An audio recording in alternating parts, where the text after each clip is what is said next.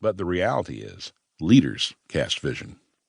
When we look at Exodus 18, probably the most famous passage on leadership in the Bible, certain things were delegated to the leaders of tens, fifties, hundreds, and thousands, but the teaching and the direction stayed in the hands of Moses. Shawn points us to a model of leadership that calls us to cast a compelling vision, evaluate and modify as necessary, to guard that vision against those who might hijack it, and lead people forward in that vision. Shawn challenges us to recognize that as leaders, God has gifted us not only with a role, but with a responsibility to be mean about the vision. Ed Stetzer, Ph.D., Lifeway Research, edstetzer.com. Chapter 1. Being Mean. I don't consider myself to be a mean person, and I don't think most people around me would say I'm mean. I like to think I'm good with people. I'm mostly an extrovert. I'm a neck hugger. I regularly tell people I love them. I try to draw people out and show them I care. Of course, I'm not perfect, and I have been known to act or speak in ways God might not always be proud of, but I like to think meanness is not a major characteristic of my personality. Are you a mean leader? You may have picked up this book thinking I was going to give you permission to be a mean person. Frankly, though, there are too many mean leaders out there today. And, believe it or not, this is true, especially in ministry. Regardless of where we all are on the mean spectrum, being mean about the vision is not about being mean to people. In fact, it's exactly the opposite. In the sense I'm talking about, being mean is actually the best thing we could do for the people we lead. Being mean about the vision could even be described as spiritual and godly. It ensures that everyone understands, embraces, is inspired by, and is unified around the vision for the organizations we lead.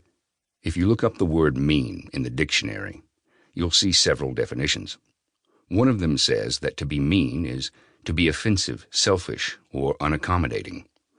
That's the definition most of us think of first.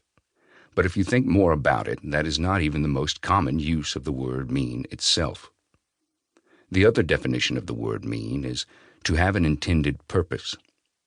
In this instance, the word mean has to do with intent. We'll say, I didn't mean that, or I meant that as a compliment. Or what I meant to say was. This is how we use the word most often. And for the purposes of this book, this is what being mean is all about. Being mean about the vision is being intentional about the vision. It's purposefully protecting the vision over time. Being mean about the vision is living it out daily in our lives, keeping our hearts focused and aligned with it. It's communicating that vision with clarity and energy. Being mean is moving in a consistent direction and recognizing when the vision begins to drift.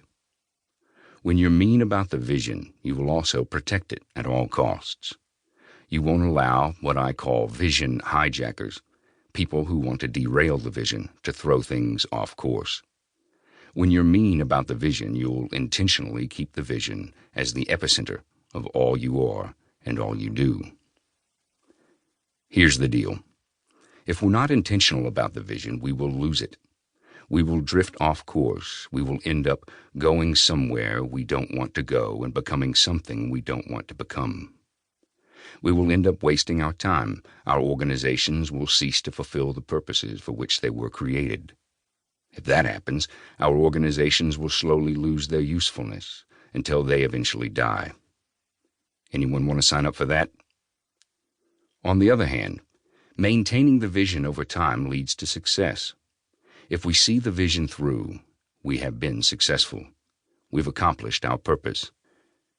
Everyone starts out with a vision, but few finish with one. This book is about finishing with vision. There is no greater fulfillment in life than to know the vision God gave you is being accomplished. If you're at the start of something new, or at a turning point in your life or the life of your organization, this book will help you shepherd everyone across the finish line of success together. If you've been at it a while and your vision has lost its vitality, this book is for you. If you question whether your organization or your leaders are with you and behind you, this book is